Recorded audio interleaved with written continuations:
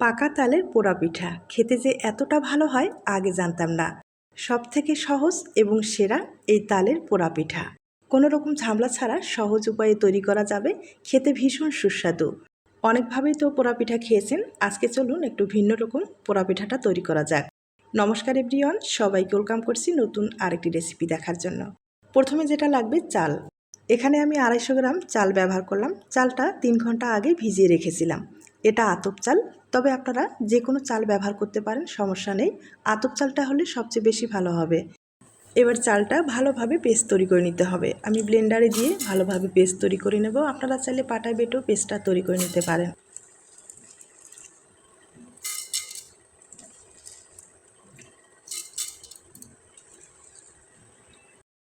আমি এখানে 250 গ্রাম চাল ব্যবহার করলাম। এরপরে বাটির মাপ করে হাফ বাটি ভাত ব্যবহার করব। আর ভাতটা ব্যবহার করলে পিঠাটা কিন্তু এতটাই নরম হবে, মুখে দেওয়ার সাথে মিলিয়ে যাবে। এরপরে হাফ বাটি ফ্রেশ নারকেল আমি ব্যবহার করব। ছোট ছোট করে কেটে নিলাম, সেটা দিয়ে দিলাম। আর ফ্লেভারের জন্য এখানে ছোট ছোট 4টা এলাচ ব্যবহার করব, তাতে খেতে খুব ভালো লাগবে। এরপরে হাফ বাটি জল ব্যবহার করব। জলের পরিবর্তে এখানে কিন্তু দুধটা ব্যবহার করতে পারেন। দুধটা ব্যবহার করলে আরও ফ্লেভার ভালো আসবে। যাই হোক, আমি জল ব্যবহার করলাম। খুব ভালোভাবে এবার একটা পেস্ট তৈরি করে নিতে হবে।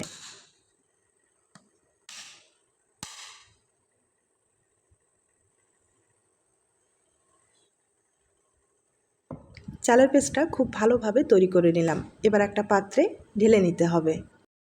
এই তালের মৌসুমে পোড়া পিঠাটা একবার হলেও খেয়ে দেখবেন। আমার মনে হয় অনেকভাবেই তো পোড়া পিঠা খেয়েছেন, তবে নতুন এই পদ্ধতিতে একবার হলেও খেয়ে দেখবেন। একবার খেলে মুখ ফেরাতে পারবেন না, বারবার খেতে ইচ্ছে করবে।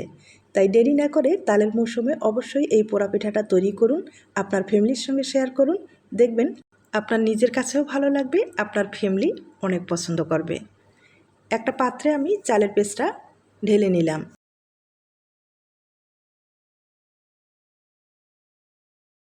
এই চালের পেস্টটা অনেকটাই ঘন রয়েছে, তাই সামান্য পরিমাণে একটু জল অ্যাড করে দিয়ে খুব ভালোভাবে মিশিয়ে নেব।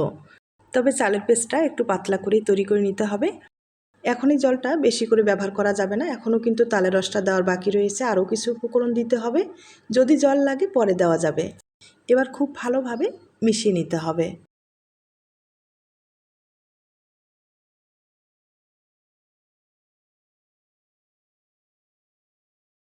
জলটা ভালোভাবে মিশিয়ে নিলাম। এবার একটা ঢাকনা দিয়ে 5 মিনিটের মতো এভাবে রেখে দিব।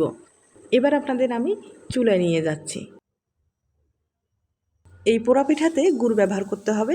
আর গুড়টা যদি ভালোভাবে একটু জ্বালানো যায়, সেই গুড়টা ব্যবহার করলে দেখবেন পিঠার ফ্লেভারটা খুব ভালো আসবে। যে কোনো গুড় আপনারা ব্যবহার করতে পারেন, কোনো সমস্যা নেই। আমি পরিমাণ মতো জল ব্যবহার করলাম। এবার পরিপূর্ণভাবে গুড়টাকে ভালোভাবে জ্বালিয়ে একটু বলক নিয়ে আসতে হবে। এভাবে একবার খেয়ে দেখবেন, দেখবেন পিঠার স্বাদ কাকে বলে।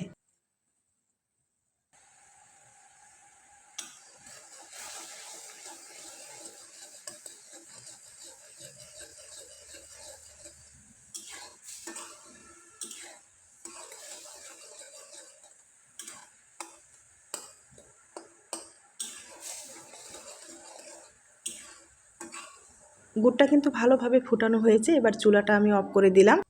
আর একটু ঠান্ডা করে নিতে হবে। গরম অবস্থায় কিন্তু ব্যবহার করা যাবে না, নাহলে ব্যাটারটা সিদ্ধ হয়ে যাবে, আর সিদ্ধ হলে খেতে ভালো লাগবে না। তাই হালকা কুসুম যেন গরম থাকে, সেই অবস্থায় ব্যাটারে ব্যবহার করতে হবে।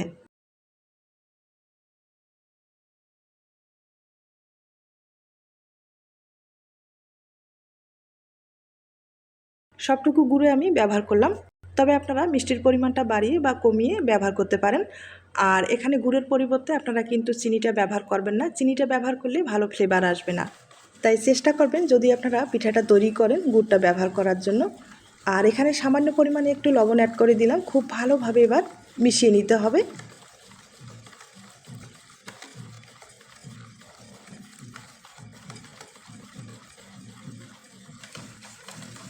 এই তালের পোড়া পিঠাটা তৈরি করতে গেলে কোনো রকম বেকিং পাউডার, বেকিং সোডা অথবা কলার পাতা এগুলো কিন্তু ব্যবহার না করাই ভালো। যাই হোক, এমনিতেই পিঠাটা খেতে যে এতটা ভালো হবে, আপনারা একবার তৈরি করে দেখবেন। এরপরে এখানে আমি তালের রসটা দিয়ে দিব। আর এটা কিন্তু ফ্রেশ তালের রস। আমি তালের রস কিছুটা বের করে বাটিতে নিয়ে এখন ব্যবহার করব। এখানে 2 চামচের মতো তালের রস ব্যবহার করব। বেশি দেওয়ার দরকার হবে না, 2 চামচ ব্যবহার করলেই কিন্তু হয়ে যাবে। আর যেহেতু তালের রসটা অনেকটাই ঘন রয়েছে দেখতে পারছেন।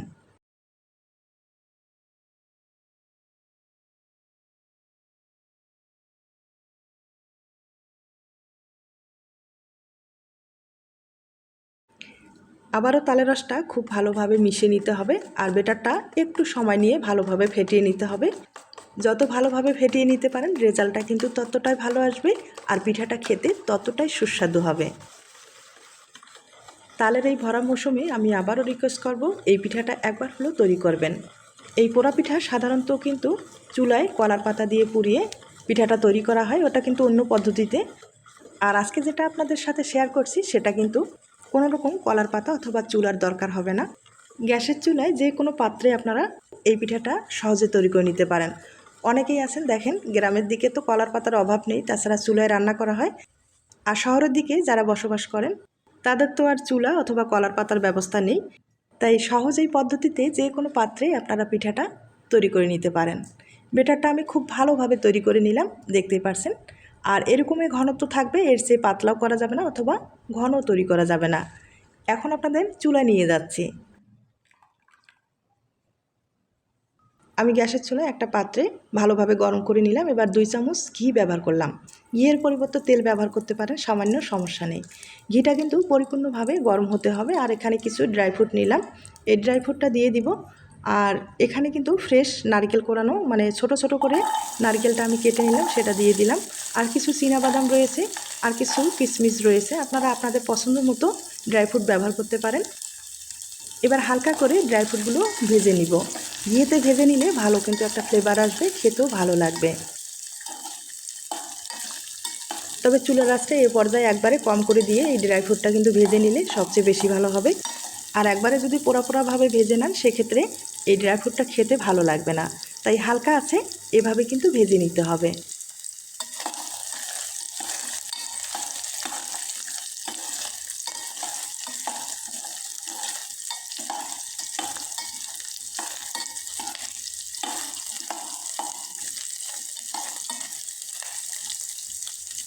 আমি ড্রাই ফ্রুটটা হালকা আছে এভাবে কিছু সময় ভেজে নিলাম।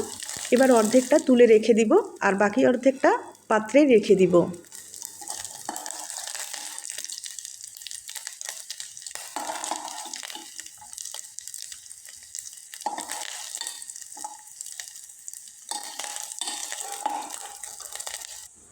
এবার ব্যাটারটা পাত্রে ঢেলে দিতে হবে।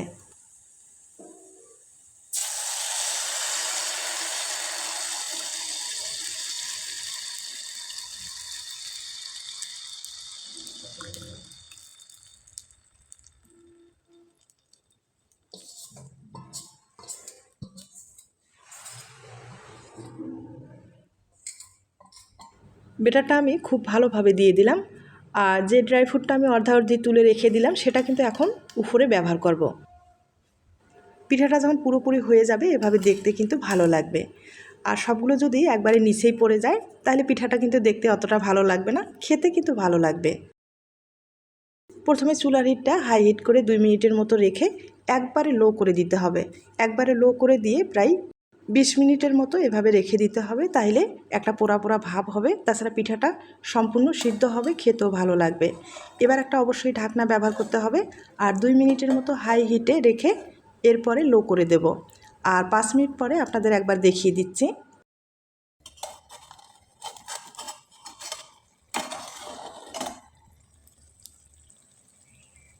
আর দেখতেই পাচ্ছেন পিঠাটা কিন্তু 5 মিনিটেই পুরোটাই জমে গেছে, তবে পুরোপুরি এখনও হয়নি, ভিতরে কাঁচাই রয়ে গেছে।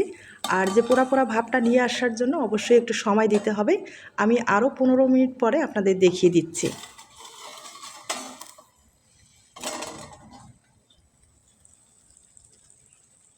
এবার দেখতেই পাচ্ছেন পিঠাটা কতটা সুন্দর হয়েছে। চারিপাশে কিন্তু একটা পোড়া পোড়া ভাব আসছে, তাছাড়া ভিতরটা খুব ভালোভাবে সিদ্ধ হয়েছে আর পিঠার কালারটাও কিন্তু খুব ভালো এসেছে। আর এই পিঠাটা হতে আমার মোট 25 মিনিটের মতো সময় লেগেছে, আপনাদের হয়তো বা কম বেশি একটু লাগতে পারে। এবার পুরোপুরি ঠান্ডা করার পরে আপনাদের পরিবেশন করে দেখিয়ে দিচ্ছি।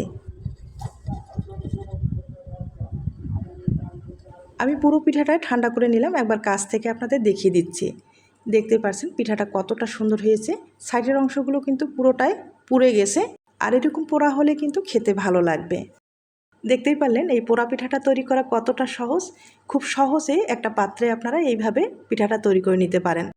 আর খেতে যে এতটা ভালো হয় না, আপনারা একবার তৈরি করে খেলে স্বাদ ভুলতে পারবেন না।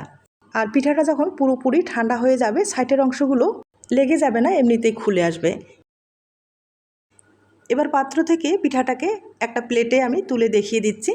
আর পিঠার যে পিছনের সাইডটা আছে সেটাও একবার দেখিয়ে দিচ্ছি যে কীরকম পোড়া পোড়া ভাব হয়েছে।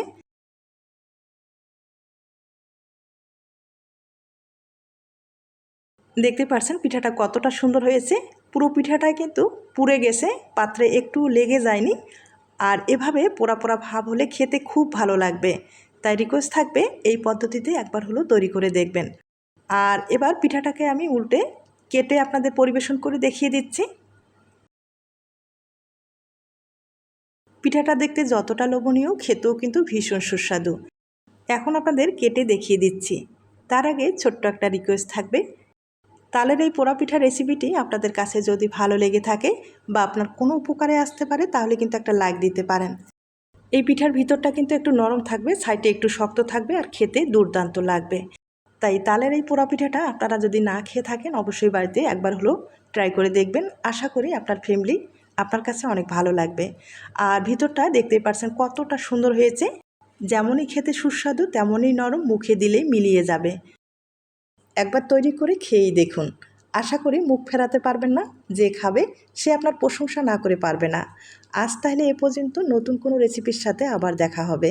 নতুন রেসিপির জন্য সবাইকে আমন্ত্রণ রইল। সবাই ভালো থাকবেন, সুস্থ থাকবেন এবং নিরাপদে থাকবেন।